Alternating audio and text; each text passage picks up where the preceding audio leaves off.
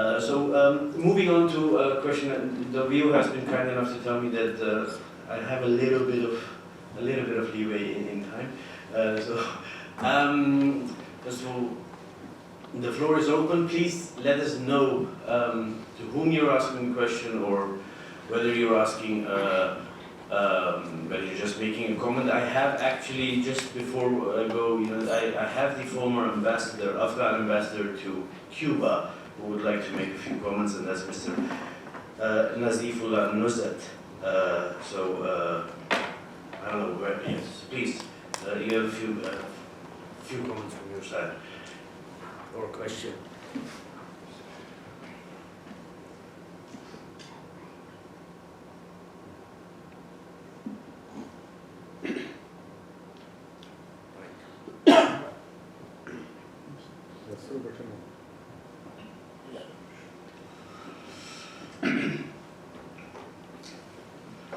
Please accept my warm regards and greeting before all. I thank you for letting me take your precious time to enlighten on some of the ongoing concern in my motherland, Afghanistan.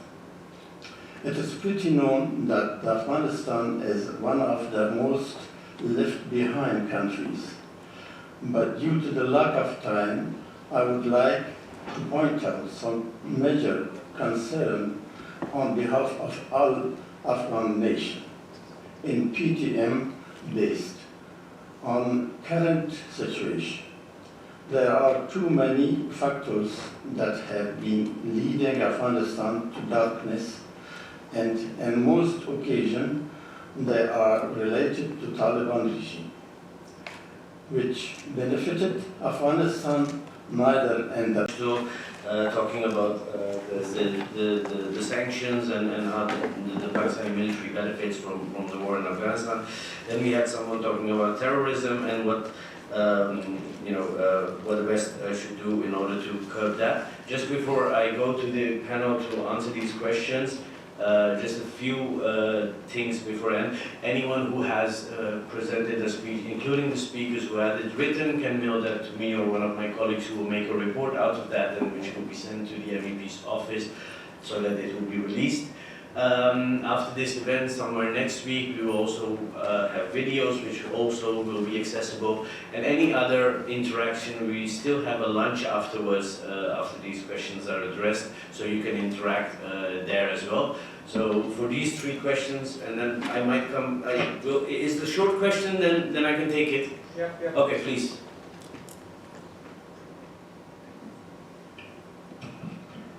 Firstly, I would like to thank you. We're mostly university students that have come here through EFSAS, and I just had a couple of minor questions. Piggybacking on the point of where people were talking about that there is a lack of national identity, and which is why federalizing was a suggestion. I wanted to know, is the immediate let's say the downfall of the army, the trained army, was that also due to a lack of this national identity? And I wanted to understand this because you're talking about alternatives that are being proposed, and if there is a lack of national identity, then coming up with an alternative becomes that much more difficult. Also, there was a mention that there were 30,000 people or 20,000 people in the Pashtun region that were protesting using non-violence, which is commendable. But I would like to understand through the panelists as to what are the major reasons why more people are not protesting, if there are the issues that we are talking about of people being denied the rights, of people being denied, especially women, access to education. What is causing the general population, if there are 40 million people, of them, why isn't there a bigger chunk of the population that is actually against this, even when there is starvation or close to starvation's crisis being happening in the country? Thank you.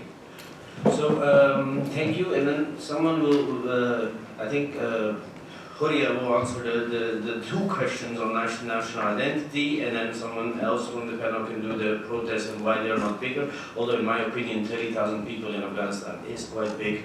And I would first take the MEP or ambassador to talk about, yeah, you've heard a lot of criticism of the generals, the Pakistani military establishment. I think that's not new to your ears. So if you can comment, or any other questions which were there, of course, please. Yeah, thank you very much. So I can have an easy way out, which is I'm in my penultimate month and I will leave the job, but that is just a minor issue. I think what I will take home from this conference, because we were asked what the policymakers will take home, I think we will, the European Union will continue with its carefully calibrated conditional engagement. Again, we have had just heard a voice pro-engagement. Previously, we have heard voices rather against engagement. I think we try the middle ground. We will continue helping to stabilize the economy, complete our safe passage work that is very much pushed for also by civil society and parliaments and the media. And then we will work on keeping the consensus on non-recognition and continue to work on human rights and the rights of women. I think what I take home is also the inclusion of Afghan voices. We have tried that, but we should try harder, especially also the diaspora, to work on a plan and to work probably also more on counterterrorism issues, to work more on transparency in budgeting, in financial flows, and eventually help to bring also Afghans together to articulate their own plan, their own alternative for the future of Afghanistan. Thank you. Thank you for a good active session of we just had and questions you have presented.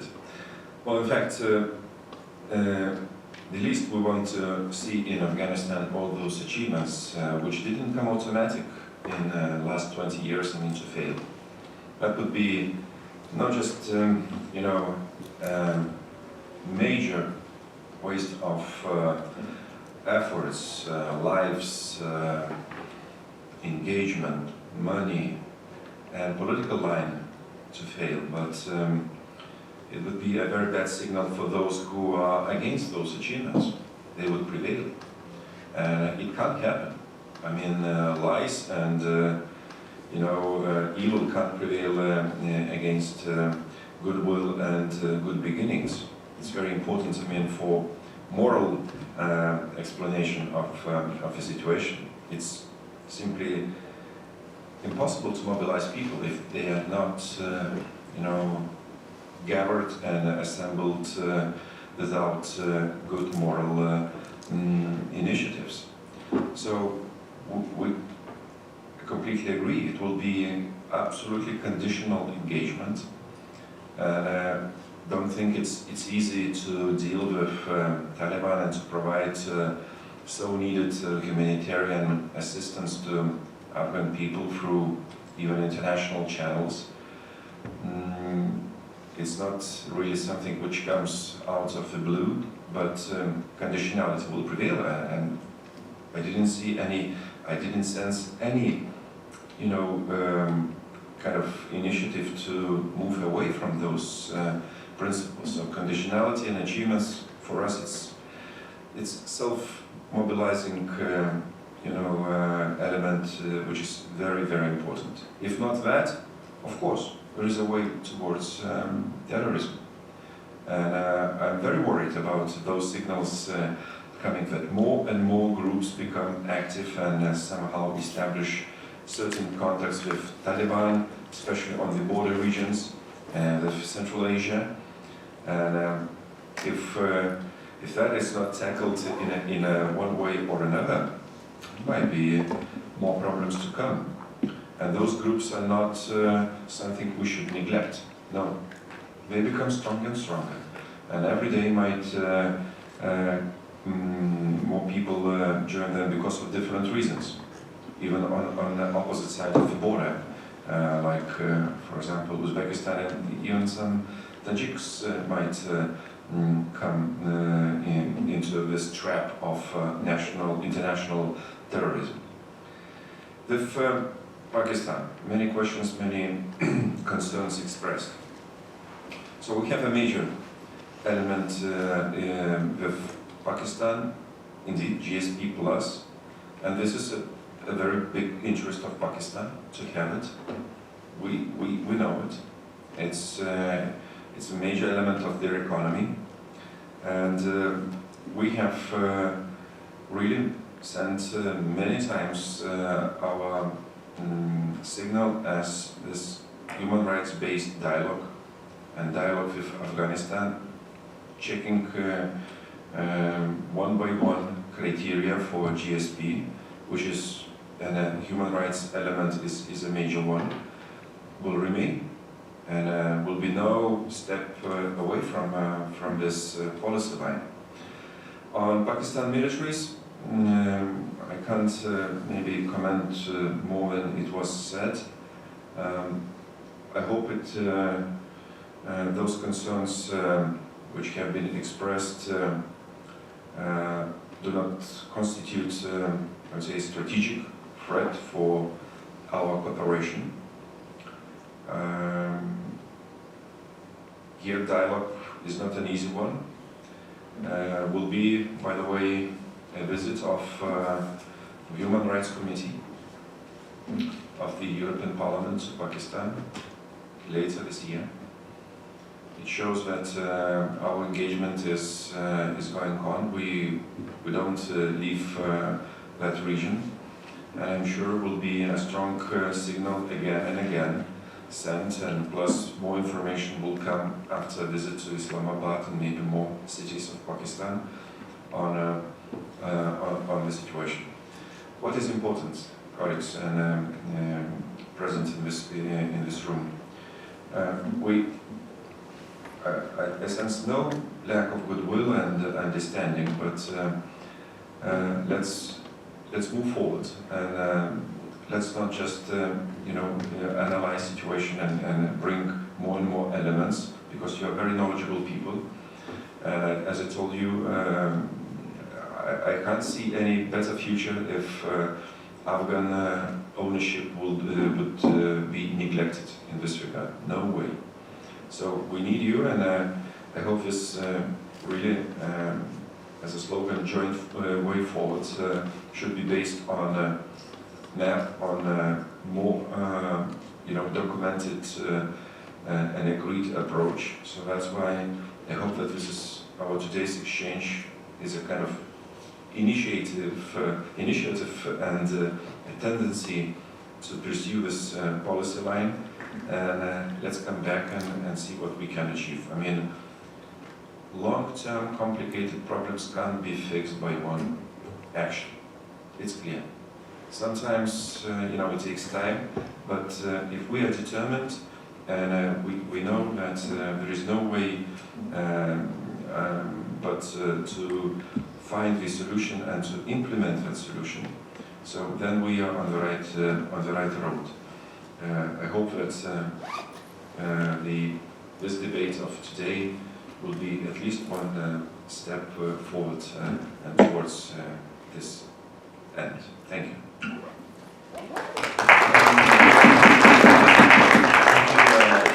And before we conclude, I'd just like to give before I end this, an invitation sent by the MEP, and here I will reaffirm that on EFSAS behalf. If anyone has ideas to move this dialogue further, but again, in considering also the fact that not by adding too many elements, by but by being solution-oriented, coming up with maps and solutions. Please do approach. There are colleagues of mine who can talk to you, and we can next time come up with another proposal to the MEP and see about that. So before I end, I'll give the last word to the Afghans on the panel, and Madam Mosanik will first address the question of identity and of course the protest, and then everyone a minute or two before we move to lunch, and then the Afghans. Then we move to the next conference on this and a bit further. Thank you very much. I wanted to comment on or answer the question about the downfall of army and identity. The downfall of army did not happen because of an identity crisis, because people did not feel that they are not part of the system or part of the government, or they were neglected. The downfall of the army happened as a result of a peace deal that happened between the United States and the Taliban. Under that deal, they were forcing Afghanistan to give away certain provinces to to the Taliban. That was the first thing. And second, it was also down to the National Security Advisor, Mr. Mohib, who was actually keeping the key for the entire Afghanistan National Security Forces. Like when we speak about the highly centralized system, this is how it worked in Afghanistan, unfortunately, in the recent years. One person, he was running the whole show about the security situation, while he had zero experience on security and counterterrorism issues. So this is how the whole downfall happened. When they ordered the army not to retaliate against the Taliban, when the army was ordered to lay down their weapons and hand over certain provinces, that news automatically broke through all over Afghanistan, and this is how the downfall happened. They couldn't manage the system, and this is how everything, one collapsed after the other. Otherwise, I don't think the Afghan National Army was that weak to not stand with the Taliban, because if it was, why the Taliban could not take over Afghanistan before that. US military forces left at the end of 2014. But the Afghan security forces were fighting, and more responsibility were given to them. But unfortunately, recent months, as it led to the collapse of Kabul and the entire system, this is how everything was run by one individual. And also, if I'm allowed to comment with our friends from the EU, I think unfortunately, since Taliban took over, we have brought our expectations so low that if they open the girls' school, everything will be so good and fine, and we are absolutely pleased with that. It shouldn't be that. Girls' education is one of the hundreds of other human rights that Afghans are demanding in Afghanistan.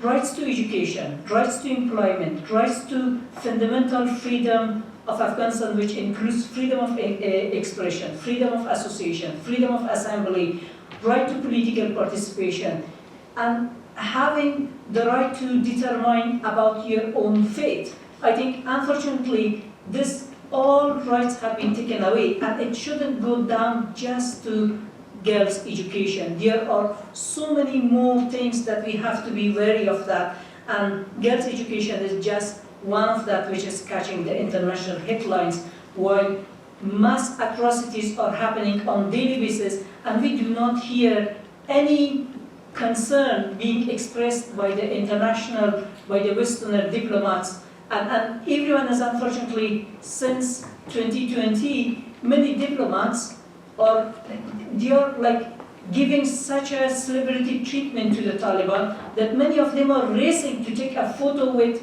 most wanted terrorists like Anas Haqqani. Unfortunately, I think this situation has to stop, and I know you don't like it, Mr. Ambassador, but unfortunately this is a bitter truth.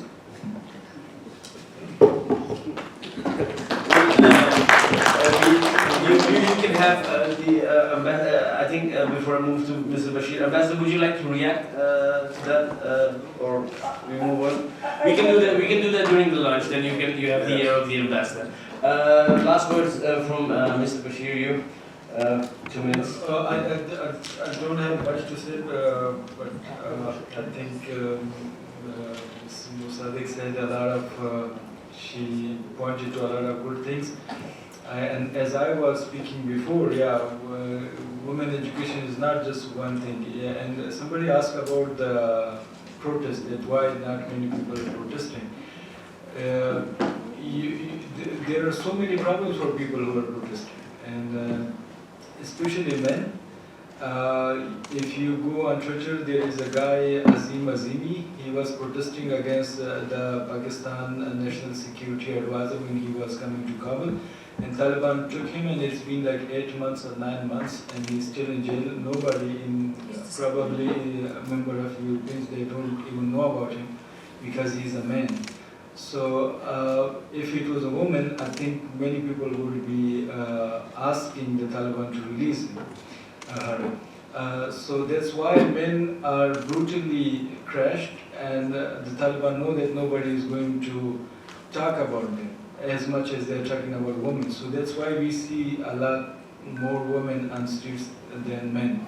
And to be honest, women are more courageous than us men. So they're more courageous. They're more brave. And Afghan women are more brave as well. So, but we are not. That's why everybody is saying that don't leave them behind, men and women, and because they're going to support each other. And Mr. Ambassador was saying before that there are two kind of opinions. Some people say don't leave us behind, and some are saying that why you are meddling in our affairs. But there has to be a thought-provoking discussion that how to deal with this situation. Especially, this region is becoming a hotspot for terrorism, and it's going to spread to other regions as well. Kashmir is going to be a big part of it, and then Central Asia is going to be a big, prey of this terrorism. And how do they handle it? Like we can discuss many things, but we are not decision makers. The European Commission members and everybody can decide what they do, and they know what they do, what they can do. But it's up to them. And as Junaid, I think before was saying that there has to be a political courage to make some decisions. Thank you, and then we move to the brave, courageous Kamala to say the last words. Thank you very much. It's very interesting to hear everyone's questions and thoughts, and also the views of the Ambassador and Mr. MEP. But I don't think now is the time to defend the record. Now is the time to reflect on the record. I'm the youngest person on this panel. My generation, who promote a united, democratic and progressive Afghanistan, demand better from our political and diplomatic leaders in the West. Because with power comes privilege. Where there is political will, there is a way. This idea that there is no one Afghan voice, I wholeheartedly disagree. Afghans are like everyone else. They have different views, they speak different languages, they come from different ethnicities. We intermarry more than people think. My mother is from the north and speaks Dari, and my father is from the south and speaks Pashto. The same you'd find in the UK, someone from Wales will marry someone from England. But fundamentally, their hopes and dreams are one. Their voices aligned on issues like education, peace and stability, jobs, especially for those in Afghanistan. Since August 15, Afghans are facing a very traumatic situation, emotionally and physically, having been exiled in such a large scale. So it's natural that there is division inside the community. I accept there is division, but that's natural when you have gone through such a traumatic incident in your life. You've lost your country, you've lost your identity, your job, and everything you've ever worked hard for. Which is why a truth commission would really help set the facts straight and center Afghan voices. And hopefully the evidence in the truth commission would deliver justice. My criticisms of the West in their engagement of Afghanistan is based on a deep love for my country, the United Kingdom, because I went to the UK as a child refugee at the age of 3. My earliest memories of Afghanistan is running around an IDP camp in Jalalabad in the 90s. I do not want another child from any generation to have to leave their home by force because they want to escape war. This cycle of violence must end. Afghans deserve to live in peace from all parts of the country. they also deserve not to have to, the people in the UK also deserve not to have to send their children to a foreign country, to a war that costs billions, and not understand what it was for, and feel betrayed by their own government.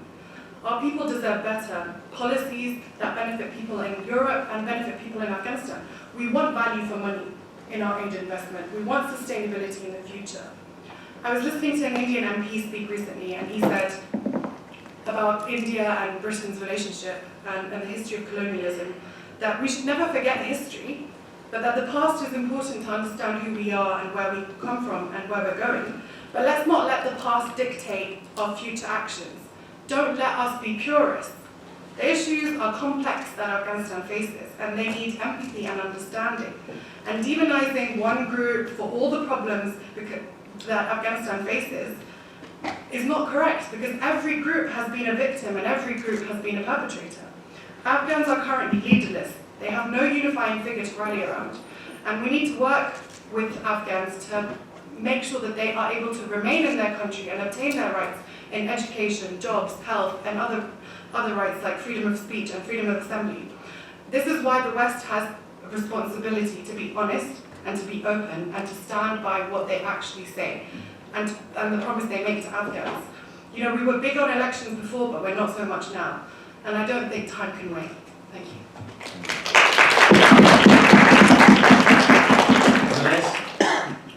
Thank you, Julie.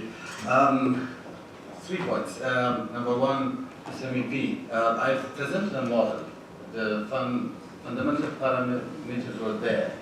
But what I can do is I can put it on a paper with all the details. I know when I presented the idea first 5-6 months ago in an interview with Junaid, there was a lot of skepticism, but many people have come around. I can name a few. He was a lecturer at American University, Rahimi was a lecturer. So anyhow, and they've bought into this now. But what I can do is that I present a paper, either in writing to you or anyhow a future event. Secondly, I think there's a need for a mechanism for more systematic deliberation on finding solutions. I also wrote my Afghan colleagues for not coming up with more solutions than coming up with the same analysis all the time. Secondly, about taking action, in mobilization series, in the literature on social movements and collective action, we have people like Barbara Adams.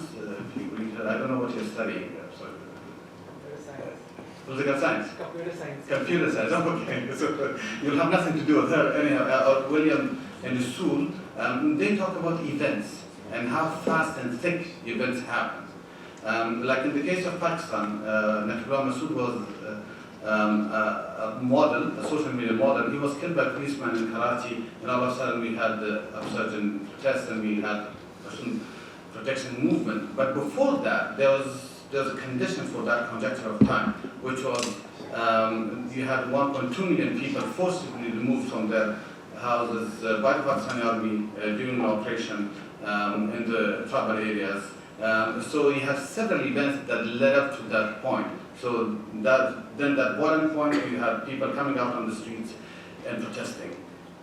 The problem with Afghanistan is that that threshold is so high for us for a number of reasons, but two that I can point out is number one, the balance in favor of the violent forces in the past 40 years by the Soviets. Like in the past 40 years, we've had governments mainly by violent social movements. The communists supported by the Soviets, the Islamists supported by the US and Middle Eastern countries, particularly Saudi Arabia and Pakistan.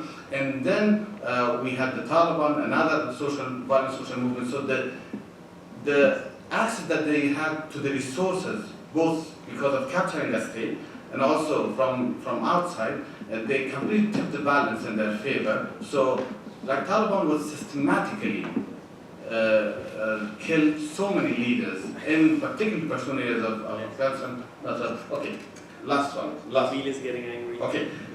And then there's this aid dependency is a concept in political science, but actually it's aid addiction in Afghanistan. Everything we ask for, we're like, are you paying us or not?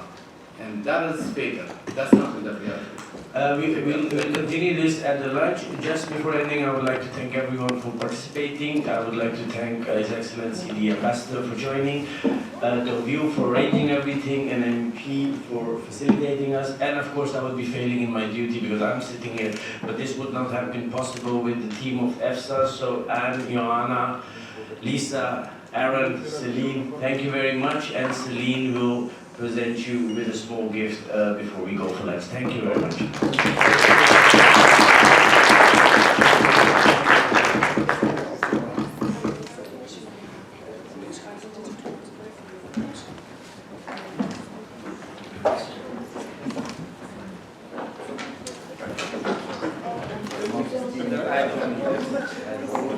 Thank you.